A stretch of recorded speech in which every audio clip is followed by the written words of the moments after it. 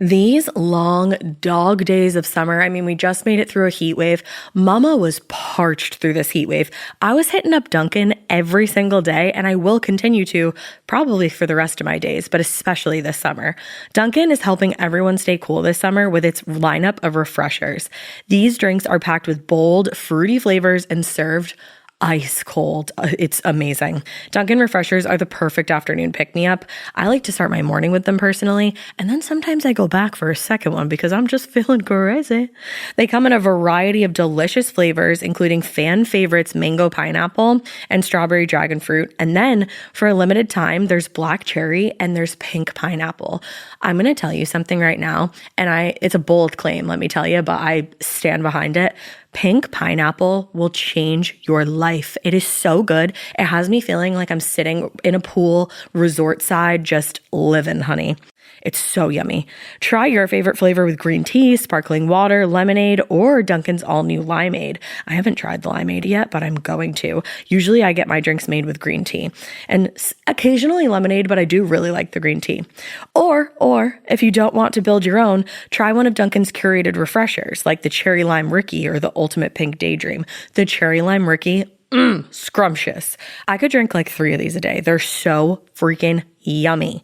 Head to Dunkin' today and find your favorite refresher. Dunkin' refreshers contain less than 1% fruit juice. Limited time offer. You know what's really terrifying? That unfinished college degree lurking in the background, just sitting there waiting for you. That's where Southern New Hampshire University comes in. With flexible online degree programs, there's no commuting, no rigid schedule, and no more excuses. Plus, they have some of the lowest online tuition rates in the U.S. Visit snhu.edu/morbid to learn more before your degree becomes just another story about what could have been. Chilling crime cases are mysterious, but finding coverage shouldn't be. With the State Farm Personal Price Plan, you have options and can personalize your plan to help create an affordable price so you can get back to cracking all of life's bigger cases. Talk to a State Farm agent today to learn how you can choose to bundle and save with the Personal Price Plan. Like a good neighbor, State Farm is there. Head to statefarm.com to get a quote. Prices are based on rating plans that vary by state. Coverage options are selected by the customer. Availability, amount of discounts and savings, and eligibility vary by state. Ready? Hold on. What if I started every episode like that? I mean, do what you gotta do. Whatever it takes. You think you'd get over it? I think I would just tolerate it. Okay. You know? All right. Are we going? Whatever you feel. Hey, weirdos. I'm Ash. And I'm Alaina. And this is Morbid.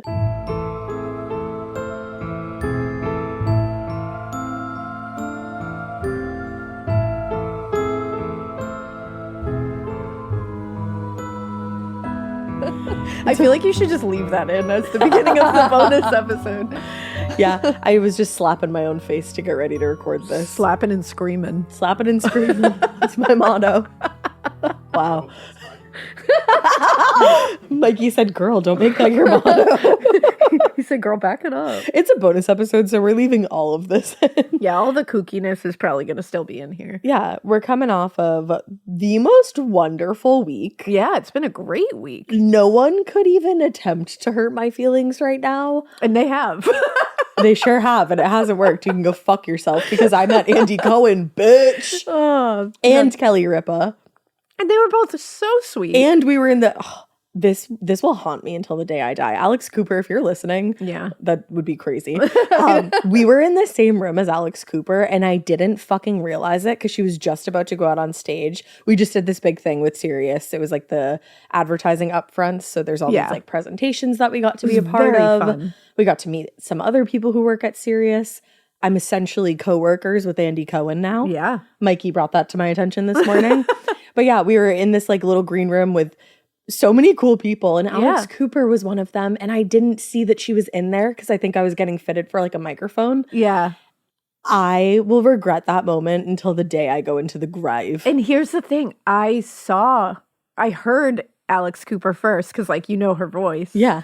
And then I looked over and she was getting like touched up. Yeah, so you don't want to like interrupt. And I got like I was like, I don't know what to say to her. Yeah, because I she's felt a like, I was fucking like, damn. boss ass bitch. I have been But she was daddy very gang. sweet. I could see she was very sweet to like everyone around her. So Yeah, and her presentation was so good. yeah, A+ behavior. For I her. have been daddy gang since day one. Yeah, you have. And I will be daddy gang until I die. I was a later convert. You were later To the daddy gang, ganger. but I'm there. Well, hopefully there's another event where we can meet Alex Cooper and Yeah. apologize for not, bowing down to her greatness the first time we met her. Yeah, it was a lot of fun. Serious. It was a fucking blast with them. Serious was the goddamn move. Yeah, we love everyone we're working with right now. It's been really great, and you guys have had such cool responses to it. You guys can feel it as well, yeah. and you've been telling us that, and thank you for telling us that because it's nice to know that what we feel on the inside is coming out in the podcast. We're very happy. We're very happy at work. It feels so. It feels so good. That's so. There's a little side tangent for the. It feels. So It's good. a bonus episode, so it's loose and it's goose. We are going to get to something crazy, but we're going to banter for a bit. There's this is where we can go on our tangents. Yeah. When we got home from a vacation, we have like a whiteboard in our kitchen that we like put all the school things on and all that. And one of my kids wrote on the whiteboard, "It feels good to be home." FLEELS, which feels good. First of all, writing "it feels good to be home" is the most adorable thing ever. Because I'm pretty sure she was like 7. Yeah, she was. She did that. She was young. And then, but she wrote "fleals," and we have literally put a border around it on the whiteboard, and it's been there for years. It is now, not to be erased. and I will not allow anyone to erase it. I'm probably going to take like a saw and saw that portion of the. Yeah, like an X-Acto knife. I need to keep it forever. Yeah, and it's like dry erase marker, so I'm very scared. If you guys have any tips on how to keep that from, do you think smearing? Could you laminate it? I don't know how to do it without like smushing it or making it run or anything. So if you guys have tips, maybe you could go over it with like permanent marker or something. Yeah. We're both looking at Mikie. Like, Mikie, what would we I know. do? I looked at Mikie like, I bet you know. Mikey's a crafting king. But we'll figure it out. If you guys have any tips, I would love them because I do want to keep my "it feels good to be home" forever. Oh, it feels so good to be home. Just give it to her when she's like 18 for like a Give it to graduation her, like, present. the first time she comes home from college. And just be like, here you go. Here you go. Does it still feel so good? Here's this chunk of our whiteboard from when you were 7. She's sentimental. She's very sentimental. She would love it. She'd cry, yeah. Yeah, that's my girl right there. Oh. Yeah, but this weekend was incredible. What else is going on? Still dealing with the Golden Globes of it all. Still just dealing with that. Still just reeling from that. Crazy. Yeah, we're going to submit our application pretty soon. Yeah, see if we can make it into the nomination pool. But either For way, me, even if we just get, first of all, this is plenty. just being on the short list is Being on the short list. a win for me. And being able to say multiple times this past week, like at different presentations, like, yeah, like we're eligible to be nominated. It's like asterisk. Asterisk. But even if we got nominated, that would also be enough for me. Oh, that's a win. Everything is enough for me So far, right now. win for me. Like, doesn't matter what happens after this. I'm pretty happy. This is just my anxiety talking, but are you ever terrified when things are so good that you're like, oh, is everything okay? 140% yes. In the back of my mind, I'm like, things are like really, really No, but you just got to good. keep manifesting it and you got to keep being thankful for it. Oh, It's all about being grateful. I think that's really like a big thing. I thank the universe every single day for every... Yeah. What are you just jingling over there for? Never take it for granted. I thank the universe every day for Mikey's jingle jangles. I do too. Thank you for Mikey's jingle jangles, universe. Thank you for Mikie universe. Period. Truly, thank you for Mikey and the universe. Oh yeah. But yeah, I think it really is just never take it for granted. No. You know, you never know what can happen tomorrow. Also, we learned a TikTok dance this weekend, and a lot of you were genuinely so surprised at Alaina's ability to tell the truth with her hips. Which I did not know if I should take that as a compliment or an insult, but I'm just kidding. But yeah, I guess I can learn a dance. It was I so funny. suppose. After the first day in New York, it was like this whirlwind of a day, which was like so cool. Like we met all the cool people and everything. And then we were gonna go, I was like, we should go out to dinner. Like, I'm on such a high right now. I literally felt like I was on drugs. Like, I was like, I feel so wonderful. We got home. I'm FaceTiming Drew, telling him like how cool the day was. And I'm like, yeah, we're gonna go out to dinner and it's gonna be awesome. And I sat down and I'm like, I don't really want to go out to dinner. I kind of just want to hang here. And Alaina comes in my room. She's like, hey, so like, what do you think if we just like ordered food and like hung out, maybe watched Laguna Beach? I was like, I'm in. You're like, I'm in. Like, And then we proceeded to get Chinese food and pizza. which both were great. Oh my God, wherever we got Chinese food from in New York, we need to order. Yeah, there it was again. great. And the pizza was really Pizza good. was so good. Yeah, shit was just We lit. just got in our sweats. I got my Halloween PJs. Yeah. We just like, there were parties happening. There were all kinds of that. We didn't go out to dinner. We just said, no, we're going to stay in this hotel room. We're going to watch some old episodes of Laguna Beach. Oh my And God. we're going to learn a TikTok dance. We specifically And watched Mikey will film it. Yeah, and he did. He did. And I need you guys to know that that was our first take. Yeah, I'm pretty proud of that. After learning it, it was our first take. So that's Yeah. why I look so focused, okay? So we were messing around with the lighting and the other takes, but because I'm getting old, every further take that was happening after that, I was getting more and more tired. So it wasn't great. I disagree. I think they were good. I appreciate that. But the first one was definitely the best. When we changed the lighting in the later ones, there were like all kinds of little orb things floating around. Which So is is like, ooh, ghosties. Yeah, I slept really good in the hotel the first night, but then the second night, I think it was haunted for sure. Yeah, you kept hearing creaking. I was right? hearing lots of creaking, and it was freaking me out because there was like a shit ton of windows in the room, and there were so many drapes. And all I could think of, I woke up at like 3 a.m., and all I could think of was the story that I told about the alien abduction, where she was like, I forgot to look behind the drapes. Oh my God. And I was like, I didn't look behind any of these drapes. What if there's an alien? Yeah, Yeah, that's crazy. I know. There wasn't, luckily. But yeah, that's how we roll in New York. Yeah. We can handle like a little bit of excitement and then we are in our PJs I feel like ordering pizza. sometimes I say that I'm an introverted extrovert, but I think I'm becoming more of an introvert who just has to be extroverted sometimes. That's what I am. Yeah. I'm for sure an introvert. But I know that my job requires me to be an extrovert sometimes, Yes. so I can pull it out. Yeah. And it's the people that are around me at my job, like That help. Like our live shows require me to be an extrovert, but then the energy in the room kind of feeds that. Yeah. And makes it easier. Yeah. And then like meeting you guys afterwards. It's always so fun. It's so easy to be an extrovert there because you guys are just fun to meet. And But hang then I with, do, like, I fully agree with that, but then I do need to recharge. Oh, And my recharging, it was so funny. We had just got home from New York, and then got to go to the Two Girls One Ghost show, which was so much fun. Yes. Sabrina and Corinne know how to put on a fucking show. they're so fucking good. I love them. And we got to be guests for that. Yeah. And I was getting ready for it, and it was so funny. Drew goes, you literally did. I was sitting down doing my makeup. He's like, you didn't say a word to me the entire time you were getting ready for that. And then you're just like, okay, I love you. Bye. Just recharging. I was like, yeah. Yeah. I was at my charging block. It's so true. Yeah. It's just Yeah. how it is sometimes. Yeah, you guys feel us. But yeah, you so know? it's been a whirlwind of a week. And you guys have been like really supportive and awesome. Like everybody's just been like hyping us up. Like you guys know. have been really cool. I love you guys. And there's always a couple assholes, but we eradicate them from the bunch. we do. Sometimes they delete their comments asking you if you're pregnant when you're not. Yeah, don't ask people if they're pregnant. Yeah, it's a really, for a million and especially one as a woman, reasons, don't it's a do that. really terrible idea. Yeah, if somebody who went through infertility for 3 years, I would have fucking lost my mind if somebody Yeah. asked me that. Yeah. So don't do that. Thanks. But none of you would. None of That's the none of thing. you listening. None would. of you listening, none of our like good community here would. There's always those ones that just like come out of nowhere and are like, oh, I'm going to yuck people's yum on the internet because I'm a miserable cunt. It's like, sorry, I was on your Discover page.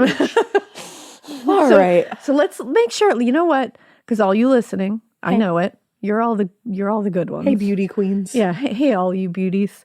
When you see people being shitheads on the internet, just chase them off the internet. Chase them down. Get them gone. We got to start fucking chasing these assholes off the internet. Like, go on, get. People who just go around and leave nasty comments on people's happiness need to be like chased off the internet. Nasty begets nasty, my Because- dears. I love nothing more now than to see a video of somebody that I'm like, wow, that's a fun video, or like, that's really cool.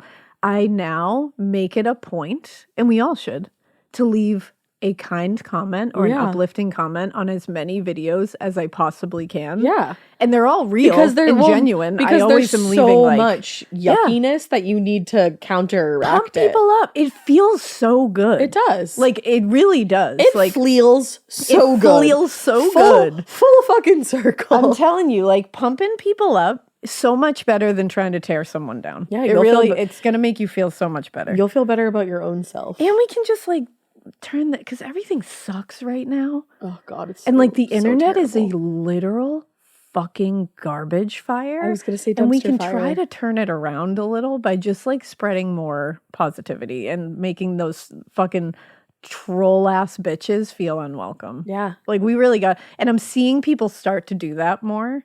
And it's making me happy because I think we are starting to make the trolls feel very fucking unwelcome on the internet. And we need to continue doing that. Absolutely. So if you see a video or something that even slightly tickles your pickle, you should comment, hey, this tickled my pickle. Let even just the littlest bit. Let that person know. Mikie is making an X in the air. He's like, no. do not do that. let that person know that their makeup is awesome. Yeah. Let that person know that the hair is fucking killing it. Maybe you could say, hey, this struck my fancy. This made me feel a feel. You know, this made me feel the fleals. Let that person know that dance was great. This was a funny video. This made me laugh. Yeah. Like, just do it. Just lift them on up. Throw them in the air. It's worth it. Become a stunter. Hell yeah. Stunt on these hoes. All right. Well, with all that being said, let's talk about something hella nasty because this is called morbid after all. I'm very excited for this one, and Ash really did the damn thing here. I really went forth and conquered. Thank you for the recognition there, You're brother. welcome.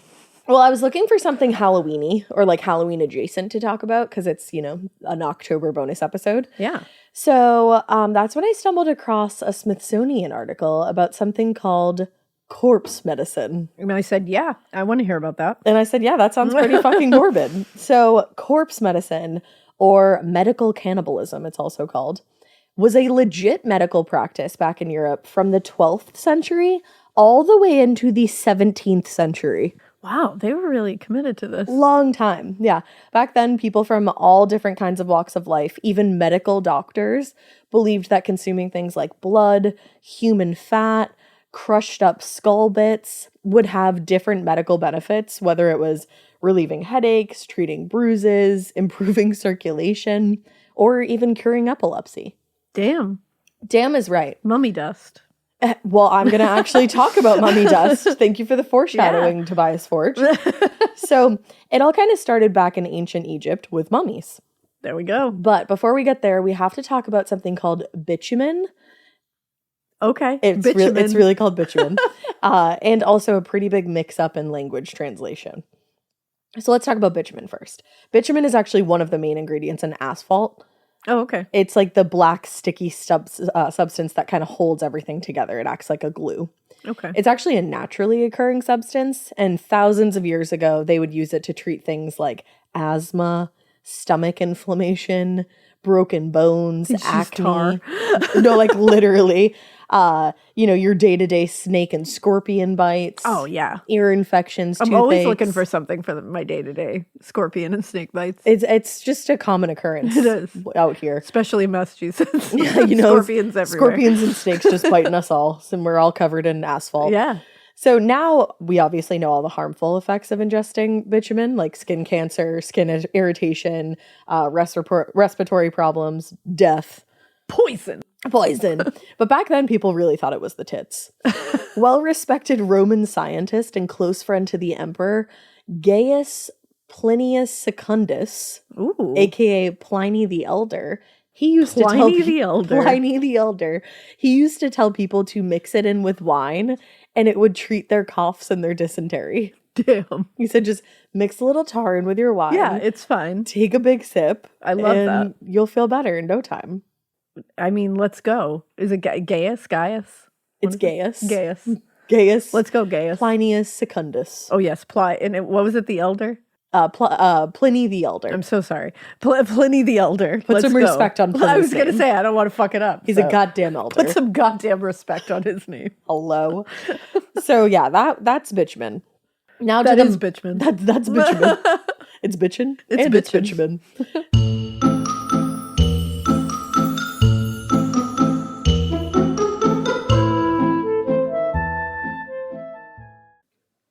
This part of the show is brought to you by Anua, the Korean skincare brand known for scientific, gentle, yet effective formulations. The latest from Anua is the Retinol Collagen Gua Sha Cream, a firming cream with a gua sha-shaped tip built right in. Have you guys heard of gua sha? It's that viral massage tool that moves fluid and tension out of your face. Less puffiness, a snatched jawline, honey, more definition in your face. Retinol firms and reduces fine lines, and collagen keeps your skin plump and structured. This cream has both of those things, arguably the most optimal combo for that snatched, lifted look all in one step. I am obsessed with the Gua Sha cream. First of all, it feels so cool to the touch. When you put that on your face, it's just like, this is lovely. It's like a little spa treatment that you can give yourself. I like to do mine at night after I get out of the shower. I rub the cream on my face with the little gua sha. I'm sculpting that jawline, honey. I got it on the cheekbones. And actually, I had a facial the other day, and the lady doing my facial, the professional, she said, "Do you use a gua sha at home?" And I said, "I do." And I said, "How did you know that?" And she said, "I didn't have those little like bumps in my chin or like different areas like that." So she could tell that I was using the gua sha. And I said, "Oh my God." I just feel like I wake up less puffy in the morning when I do it the night before. But you can do it whenever you want to. I, 10 out of 10, recommend this product. The Anua Gua Sha Cream value set is available at anua.com, already discounted. Use code MORBID for an extra 10% off. That's ANUA.com, code MORBID. This is a paid ad by BetterHelp. I happen to be somebody that struggles with people pleasing. So a lot of times I will build things up and up and up and up and up and then kind of get to the point where I'm like, I need to let this out to this person. Even in 2026, that stigma and just stigma in general can get in the way of a lot of things, like getting support for your mental health. Maybe you've encouraged friends to consider therapy while avoiding taking that first step yourself because you're busy. You're worried about what other people might think, or telling yourself that you should handle this all alone. But therapy with BetterHelp, the world's largest online therapy platform, can be a space to slow down and talk through what's been building before it feels unmanageable. Just take a short questionnaire to identify your needs and preferences, and BetterHelp will handle the initial therapist matching work for you. Their industry-leading match rate means BetterHelp typically gets it right the first time. Feel confident knowing BetterHelp therapists work according to a strict code of conduct and are fully qualified. Don't let hesitation hold you back. Find support with BetterHelp. Sign up and get 10% off at betterhelp.com/morbid. That's BetterHelp, HELP.com/morbid. Every good detective needs a partner to support them on important cases. Think of a State Farm agent like your sidekick, there to help you along the way in your search for coverage.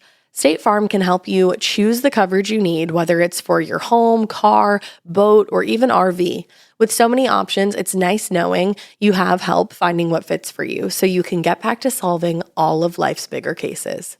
Go to statefarm.com or use the award-winning app to connect with a local agent and get a quote. Like a good neighbor, State Farm is there.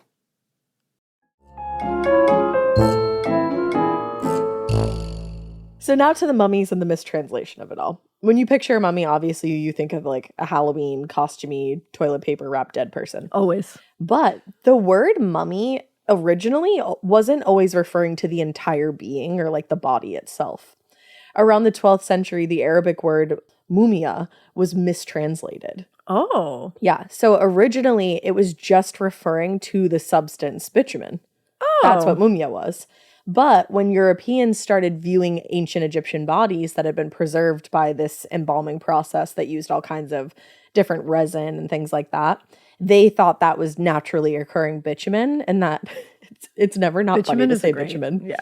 But they thought that was naturally occurring and that it had all these cure-all properties. And they thought that the word was referring to the entire body. And that's how we got the English word mummy. Like this person is a mummy, not the substance. Exactly. Isn't that interesting? That is very interesting. I didn't know that. So now because they thought that the bodies were coated in bitumen, everyone thought they had all kinds of medical uses. People think I'm coated in bitumen a lot. You are bitumen coated. But because people wanted all the bitumen, these bodies started being disturbed so that people could access the substance. Oh, that's fucked up. Yeah, real messed up. Yeah. And it got even more fucked up as time went on.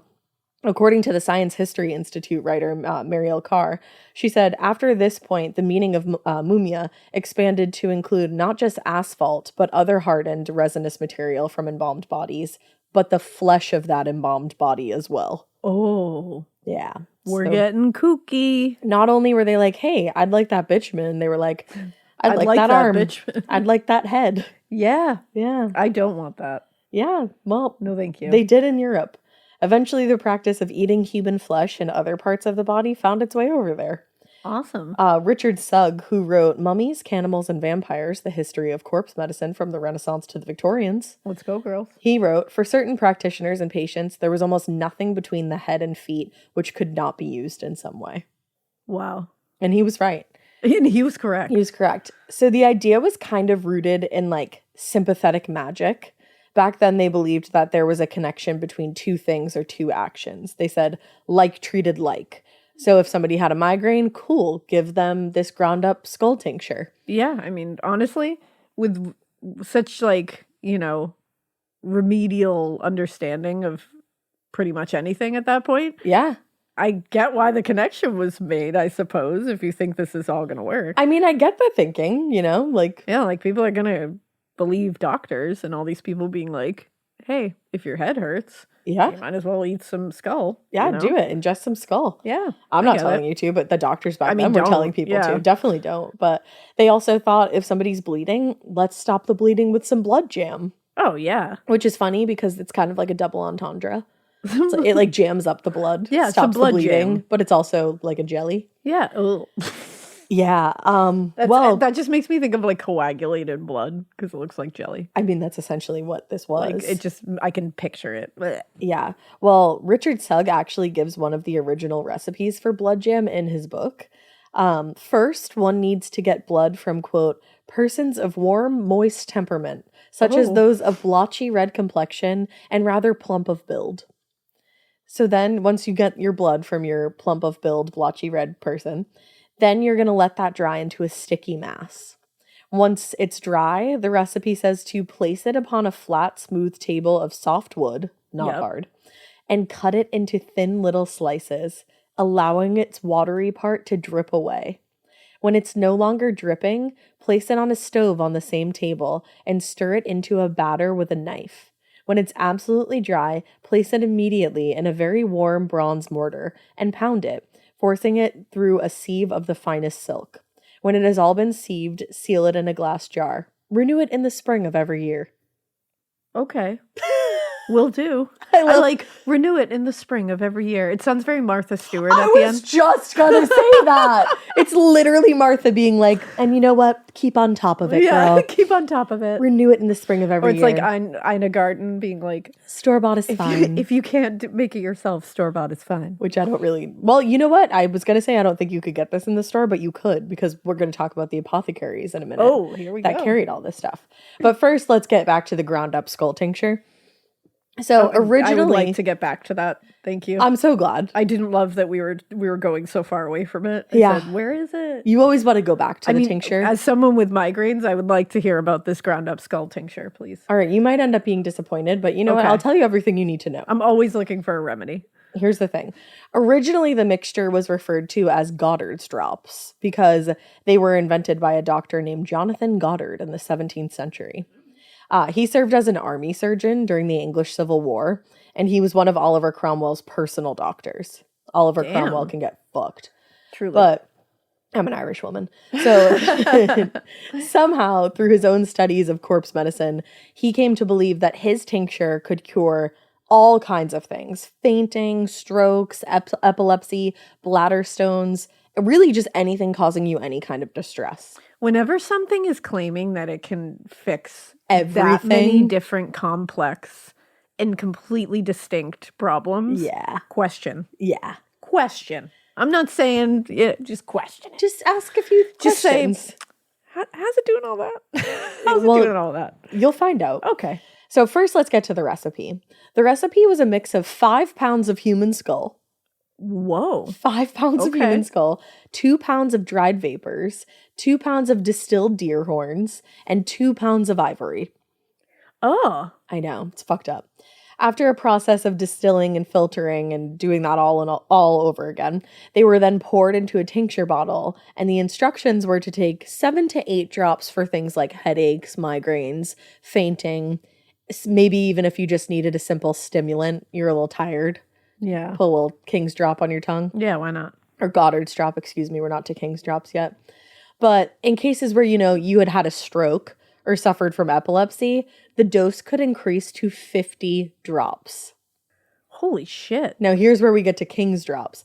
King Charles II was such a fan of this tincture. He was like really into chemistry and science and everything. He literally had like a lab built in the castle.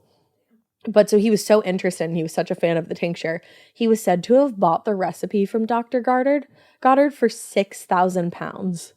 Damn. And then he rebranded the name to the King's Drops. It's the relaunch for me. I bet they had a relaunch party. Like, it is the relaunch for me. It's the rebranding. Yeah. I kind of love that. He said, I bought these. I bought their name, their likeness, and they're mine now. He said, relaunch. King's Drops. He would add them to his wine. He would add them to chocolates. Some people said that he had a goblet that was made of skull that he would drink his wine in with Skull's drops in it. Here's the thing. That's extraordinarily metal. But it's not good. Not good, but Not good. I have to agree with you. But like Yeah. you have to do a guitar riff there. You absolutely do. That's insane. Just walking around with a With a glass. skull goblet? With a drinking skull- your skull tincture and wine? That's the thing. Like a skull Damn. goblet filled with skull. That's literally So much skull and wine. Yeah. I'm gonna look for a different remedy for my migraines. Excedrin seems to work great for you. I will not be trying this. I'm glad to hear that. Yeah. That makes me feel like a lot more secure as your business partner. Yeah. But he also allegedly gave them to the royal court too as a kind of truth serum. Oh. But it's also like, It's that too? well, they think so, but I'm like, you were just giving them wine. Yeah. And people tend to get drunk and People tell get you liquored everything. up and they start telling you stuff. Yeah. Now, ironically, King Charles II died of a stroke Oops. in 1685, even after upping his dosage on his deathbed to 40 drops per day. Ah, it's so weird that didn't work. Yeah, it's crazy. He wasn't the only person who died from that. Really? Yeah, King's Wow. drops didn't really save a lot of people. Oh, I had such faith. I did too. Now, here's the thing. One of the most important things when it came to the sourcing of skulls for King's drops was that the skull came from a person who had died a violent death. Oh, Yeah. that gets even gnarlier. Now, this was rooted in the idea of the vital spirit, which is pretty similar to sympathetic magic. Paracelsus, who was a Swiss doctor who lived during the 14th and 15th centuries, he believed that if a person died suddenly, they would have more of this life force or vital spirit inside of them Damn. because it hadn't been damaged by any kind of illness and the person wasn't expecting to die necessarily. So that meant that their spirits still possessed some kind of desire to continue on. And therefore, if you ingested that, you would have that will to continue on and to, not be sick or to not suffer from whatever was ailing you. Damn, I love the mental gymnastics that they do to make these things make sense. Because you're like, yeah, all right. Yeah. Like, sure, if I do a few backflips, that makes perfect sense. Yeah. I mean, if I run over there, Yeah. come back really quick, do a cartwheel, chug some Gatorade, Yeah. and then do 15 more flips, I think I get it. Yeah, if I'm Simone Biles, that makes sense. Yeah. If I get the spins, it makes sense. Yeah. This is going to really send you. He was called the father of toxicology back then. Wow. Yeah. The bar was in hell. It was. It sure was. What do you mean? It sure was. So in the case of Father. Father, that's not my dad. So in the case of sourcing skulls for the King's drops, a lot of them came from Ireland, which was fucking pointed. Wow. Like I mentioned earlier, there was many reasons for it, but I think the biggest one is what I'm going to say. He's definitely not my dad. Yeah, no. So like I mentioned earlier, Dr. Goddard was the army surgeon during the English Civil War, the first one, and he was also Oliver Cromwell's personal doctor. The English Civil War coincided with the Cromwellian massacres in Ireland, where thousands of Irish troops and civilians were killed incredibly violently. Like Oliver Cromwell was a fucked up person. He was a turd bucket. Yeah, he loved to, like, people that were captured, he would torture them. People that were literally just passing through an area who weren't involved in the war at all, he would capture them and torture them, and they died brutal deaths. Yeah, for a guy named Oliver, he had a lot of nerve. He really did. Yeah. It's like, you're supposed to be kind of gentle. Yeah, I've never met an Oliver that was like a piece of shit. Yeah, that was like this. Yeah. Well, unfortunately, the Cromwellian massacres obviously led to a surplus of skulls that physicians back then would have believed contained the perfect amount of vital force because of the way that they were killed. They weren't expecting to be killed. They died violently, yada, yada, yada. Now, another desirable quality of the skulls found in Ireland was something called skull moss, or usnea. A lot of times in Ireland, enemies killed on their land weren't buried. They were just left out as warning, like, not to fuck with Ireland. Like what I do with spiders sometimes. Yeah. You leave the dead body somewhere. I love so that. The next one knows. That's pretty much the same thing. That's pretty much genius also. Yeah. You got to let them know, like, this is what I'm about. I'll leave you alone outside. My house is my house. I mean, you are Irish after all. Yeah. So because they were left to the elements, moss would start to grow over the tops of the skulls. And physicians back then thought that these skulls would be even more potent with vital force because the moss would suck it all up. So it was ideal for king's drops, but also absorbent enough to be used to stop nosebleeds as well. Oh, good. So they would Delightful. either grind up the skull and, you know, add the moss to the tincture, like grind that up too, or they would literally just take the moss off of the skulls and shove it up their fucking nose. Absolutely. To stop nosebleeds. Of course. Or even like it was put on wounds and that kind of thing at times too. Wow. Yeah. We've come a long way. We have. That's pretty wild. We sort of have. Skull moss is, what is the vital, what is it called? Vital force. Vital force and life moss. Vital spirit. There it is. I Vital combined spirit. life force and vital spirit. Yeah. Vital spirit sounds like a really cool band name. Yeah. And skull moss feels like a really good name of a book. Yeah, I would read a book called Skull Moss. Yeah. I feel like Skull Moss could even be a band and they opened up for Vital Spirit. Yeah, absolutely. Yeah. I like it. I like it. Well, physicians weren't the only people learning about and stocking their shelves with corpse medicine. There was also apothecaries who had entire stores filled to the brim with tinctures, body parts, fluids, anything you could dream of. Cool. To treat your ailments. Yeah. One of the main things that they carried was something that you foreshadowed earlier. Ooh. Mummy powder. Mummy powder. Sort of mummy dust. So mummy powder was really looked at back then to be another cure-all. It was like the end-all be-all in corpse medicine. They thought of it as a panacea, which is a remedy for like anything that ails you whatsoever. Yeah. They thought it was a cough suppressant, an anti-inflammatory, a blood thinner, a painkiller. You name it, mummy powder could fix it. Let's go. And just a quick little side detour. It didn't only serve medical purposes. It also had its role in the arts. Oh. There is a famous painting called Interior of a Kitchen. And it's by Martin Drolling. It was done in 1815. And a lot of art historians agree that he used a ton of this color called mummy brown. Mummy brown. And that was a mixture of white pitch, myrrh, and mummy flesh. Damn. They were straight up painting with mummy flesh. With pieces of people. Yep. In 1797, a London publication actually wrote that, quote, "The most fleshy bits are the best parts." The most fleshy bits are the best parts. The best parts to make paint. Was that Hannibal Lecter who said that? No. It wasn't even. Like, what? And it was used for hundreds and hundreds of years. And it became a great ghost song. Yeah, mummy dust. That is really fun to watch live. There you go. Yeah, he do be thrusting. He do be.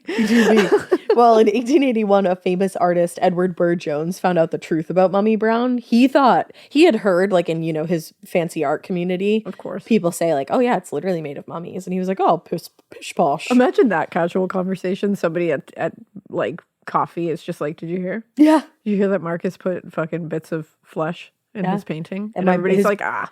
They were like, his Whatever. brown isn't really drying as it's supposed to, because that was often a complaint of Mummy Brown, was that it kind of was like a little bit see-through. Like it wasn't as potent as the rest of their of course paint. not. Yeah, you had to use a lot of it. That's the thing. So he found out one day, like, that all the rumors were true. Wow. And he went into his backyard that day and buried the one remaining tube he had of Mummy Brown to give it a, quote, decent and proper burial. Oh, that's kind of sweet. Yeah, he was sweet. He was he was very upset about it. He's like, that's a person. Yeah. I should bury it. Yeah. Oh, Isn't that nice? that's sweet in the most fucking macabre way. Yeah, we love an aware king. We do. Apparently the use of Mummy Brown, though, lasted all the way into the 20th century. Damn. Yeah, it died out, luckily, and now you can't find it anywhere. No pun intended. Now you can't find it anywhere except on display at the Harvard Art Museum. Oh. Mm-hmm. I want to see it. There's a tube on display. I can show you a picture of it. We can just see it. We can just see it. It's right over there. Yeah. Let's go.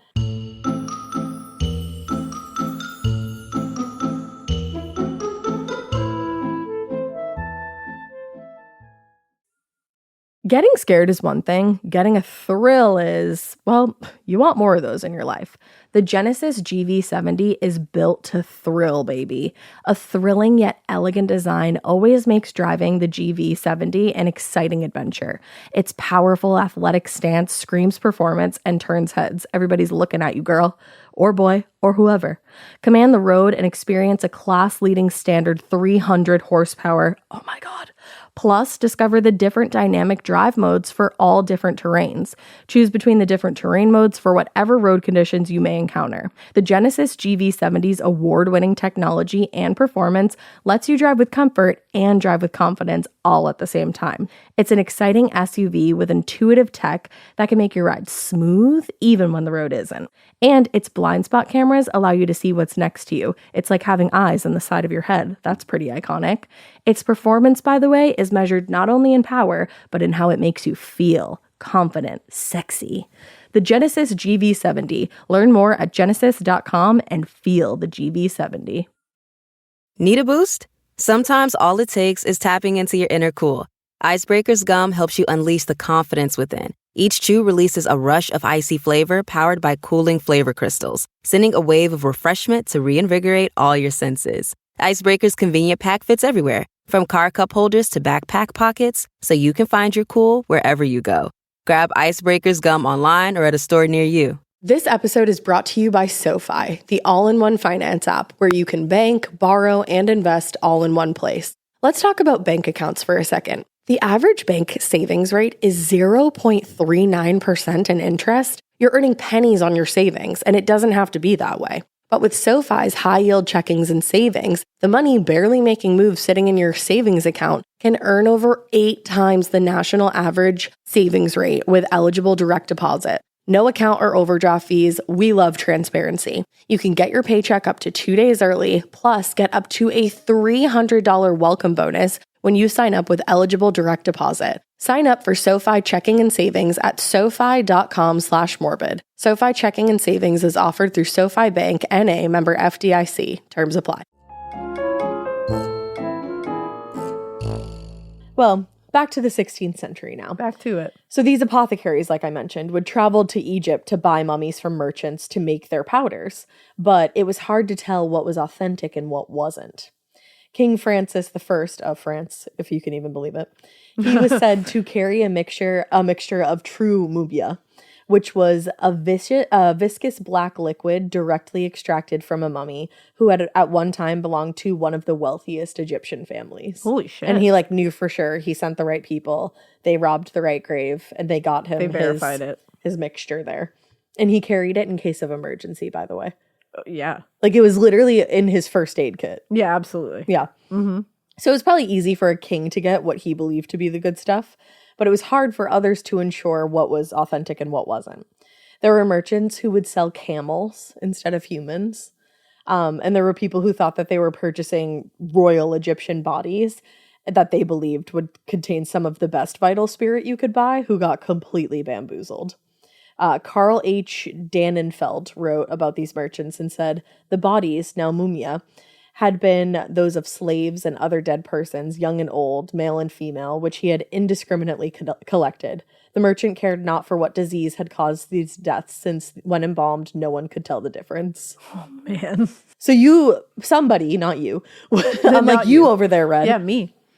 People would be out here being like, oh, I'm going to go buy like the richest Egyptian mummy that I can get, because obviously they're going to contain this rich, vital spirit. Yeah. And, you know, they're going to be buried with all these delicious, the fanciest bitumen, vital, spirit and all the bitumen. And you could receive a camel.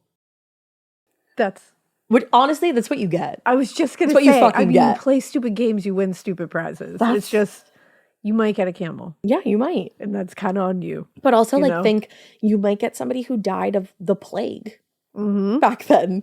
You might get somebody who died of, like, dysentery. Yeah, and you're just ingesting their shit. No wonder, like, sometimes they really were ingesting their shit. Yeah. I didn't even include this, but just a quick side note, because it's not really corpse medicine, but it's like adjacent. People would dry out feces, like human and animal feces. He just shot up from what he was doing. He was like, "Excuse me," and they would turn it into a powder that they believed would cure cataracts. So they would just literally like fling shit into their eyes, shit powder into their eyes. Were they able? Here's where I'm like, we really have come far, because I'm like. What? Maybe, who knows? Would you be able to convince people that like dried up shit flung into your eyes? I mean, and like what line of thinking did they pass through here to Here's be like, the thing. If you fling dried up shit into your eyes, it will cure your cataract? Here's the thing. I didn't really go down that rabbit hole because I had to go down many other rabbit holes for this, and I found out that, you know, fecal medicine is not necessarily corpse medicine, so I left it for another day. You said that's different. Yeah, but in these apothecaries, they would have like little, you know, things tins that would say like goose fecal matter, poop, you know, like they say we sell poop here. Get your poop here, and it wasn't just cataracts. It would. They used it for all different kinds of things. Yeah, of course. But that's another episode. Wow. That's really interesting. Yeah, so people were getting duped anyways, back to my original point. Yeah. But luckily, for people who couldn't afford the high-end corpse medicine, there was somebody you could go to for cheaper stuff. And I guess you could at least guarantee what you were getting there. Yeah. Yeah, not only could you go to your local executioner for the finest entertainment of the day, but they were also one of the main suppliers of human remains at the time. Once mummies got harder to come by, people would flock to executions to get their hands on different body parts, skulls, blood, fat, tissue, you name it. Delicious. Eventually, executed criminals actually became the #1 source for the medicine. And people back then felt like it was perfect because they could get their extra vital spirit from people dying quickly and violently.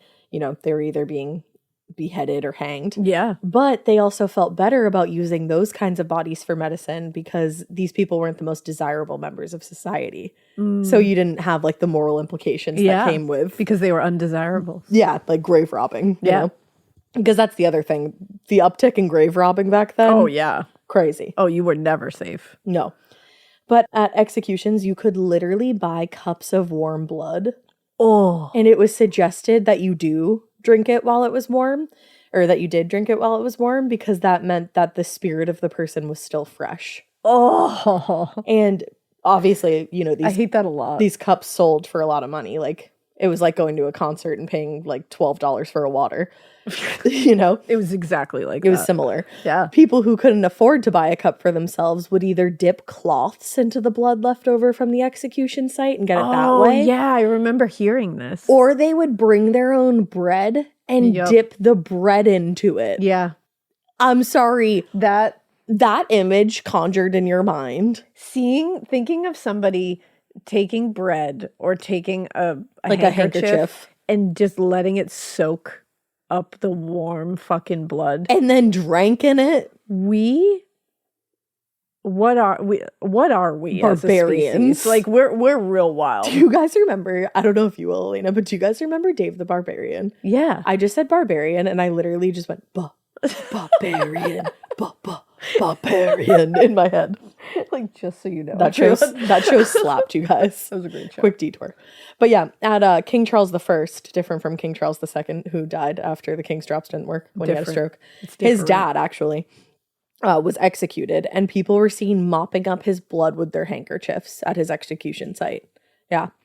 And obviously that would be like the most vital of spirits that you could get. That's the king. All the spirit. And back then they actually believed in something called the royal touch. So like if you even touched the king, or if he allowed his hand to touch you, they believed even that touch alone could heal you. Wow. So imagine what his blood could do for you. Imagine. You know. I can only. But yeah, back to the blood of the execution times. That was thought to be the best cure for epilepsy and tuberculosis. Yeah, of course. But it was also just thought to be a good drink if you wanted to stay looking young and fresh. Yeah, I mean, just ask Spike from Buffy the Vampire Slayer. I know. He warms up his blood. He does. And he also puts Wheatie Bits in it if he wants a little texture. Yeah, he does. So that's a little tip from me to you. Everybody has preferences. You know.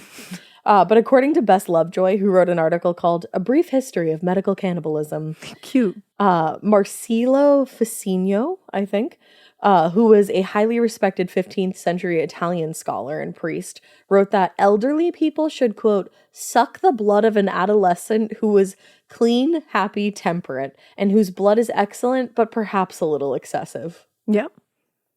If they wanted to stay young. Yeah.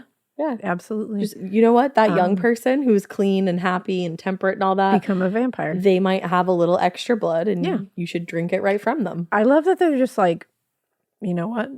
Become a vampire. Yeah. Like, do it.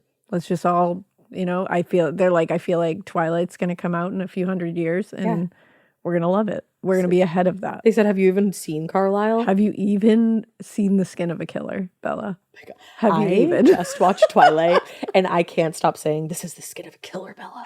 I love it so much. It's the best. It's an interesting movie to watch now. Period.